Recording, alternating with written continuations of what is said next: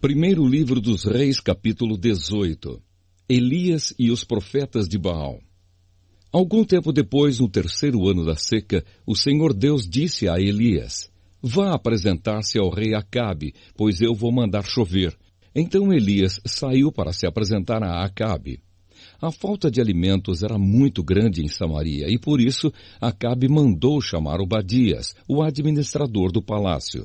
Obadias era um fiel adorador do Senhor Deus, e quando Jezabel estava matando os profetas do Senhor, Obadias escondeu 100 profetas em 2 grupos de 50 em cavernas e providenciou comida e água para eles. Acabe disse a Obadias: Vamos dar uma olhada em todas as fontes e em todos os leitos dos riachos da nossa terra, a fim de ver se achamos capim suficiente para conservar vivos os cavalos e as mulas, pois pode ser que a gente não tenha de matar os nossos animais. Eles combinaram que parte da região cada um devia examinar e saíram, cada um para o seu lado. Obadias estava no caminho quando de repente se encontrou com Elias. Ele reconheceu Elias e se ajoelhou diante dele, encostou o rosto no chão e perguntou: É o Senhor mesmo? É o meu senhor Elias? Sim, eu sou Elias, respondeu o profeta. Vá dizer ao seu patrão, o rei, que eu estou aqui. Mas Obadias disse: O que foi que eu fiz para o Senhor querer me pôr em perigo de ser morto pelo rei Acabe? Juro pelo seu Deus vivo, o Senhor, que o rei mandou procurá-lo em todos os países da terra. Sempre que um rei mandava dizer que o Senhor não estava no país dele, Acabe pedia a esse rei que jurasse que não havia sido possível encontrá-lo.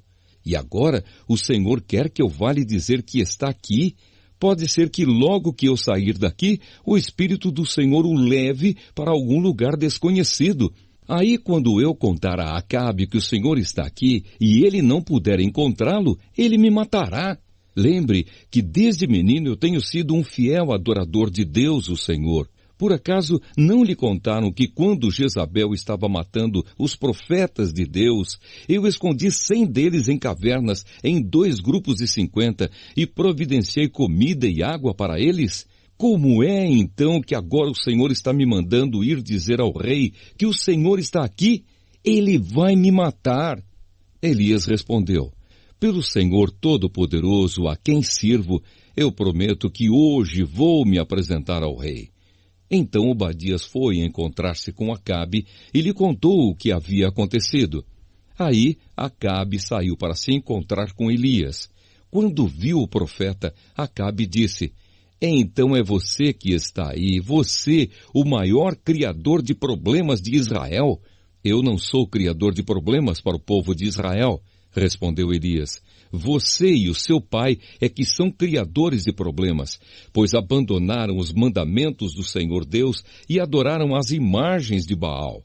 Portanto, ordene agora a todo o povo de Israel que vá encontrar-se comigo no Monte Carmelo. Mande também os 450 profetas do deus Baal e os 400 profetas da deusa Azerá, que são sustentados pela rainha Jezabel. Então Acabe chamou todos os israelitas e os profetas de Baal para se reunirem no Monte Carmelo. Elias chegou perto do povo e disse: Até quando vocês vão ficar em dúvida sobre o que vão fazer? Se o Senhor é Deus, adorem o Senhor. Mas se Baal é Deus, adorem Baal. Porém o povo não respondeu nada. Então Elias disse: De todos os profetas de Deus, o Senhor, eu fui o único que sobrou, mas os profetas de Baal são 450. Agora tragam 2 touros. Que os profetas de Baal matem um deles, cortem em pedaços e ponham em cima da lenha, mas não ponham fogo. Eu farei a mesma coisa com o outro touro. E aí os profetas de Baal vão orar ao seu Deus, e eu orarei ao Senhor. O Deus que responder mandando fogo, este é que é Deus. E todo o povo respondeu: Está bem assim. Então Elias disse aos profetas de Baal: Já que vocês são tantos, peguem o touro e o preparem primeiro. Orem ao seu Deus, porém não ponham fogo na lenha. Os profetas de Baal pegaram o touro que havia sido trazido para eles e o prepararam, e oraram a Baal desde a manhã até o meio-dia. Eles gritavam assim: Ó Baal, responde às nossas orações! E ficaram dançando em volta do altar que haviam feito, porém não houve resposta. Ao meio-dia, Elias começou a caçoar deles. Ele dizia: orem mais alto, pois ele é Deus. Pode ser que esteja meditando ou que tenha ido ao banheiro. Talvez ele tenha viajado ou talvez esteja dormindo e vocês terão de acordá-lo. Aí os profetas oraram mais alto e começaram a se cortar com facas e punhais, conforme o costume deles, até que o sangue começou a correr. Passou o meio-dia e eles continuaram a orar e a gritar até a hora do sacrifício da tarde. Porém não se ouviu nenhum som. Então Elias disse ao povo: cheguem para mais perto de mim. Todos chegaram mais perto de Elias, e ele começou a consertar o altar do Senhor Deus, que estava derrubado. Ele pegou 12 pedras, uma para cada uma das 12 tribos que tinham os nomes dos filhos de Jacó, o homem a quem o Senhor tinha dado o nome de Israel. Com essas pedras, Elias reconstruiu o altar para a adoração do Senhor. Depois, cavou em volta uma valeta em que cabiam mais ou menos 12 litros de água. Em seguida, colocou lenha no altar, cortou o touro em pedaços e o pôs em cima da lenha. Então disse: encham 4 jarras com água e derramem sobre o animal sacrificado e sobre a lenha. Eles fizeram o que Elias estava mandando. E ele disse: façam de novo. E eles fizeram. Façam pela 3ª vez, disse Elias. E eles fizeram. A água correu em volta do altar e encheu a valeta.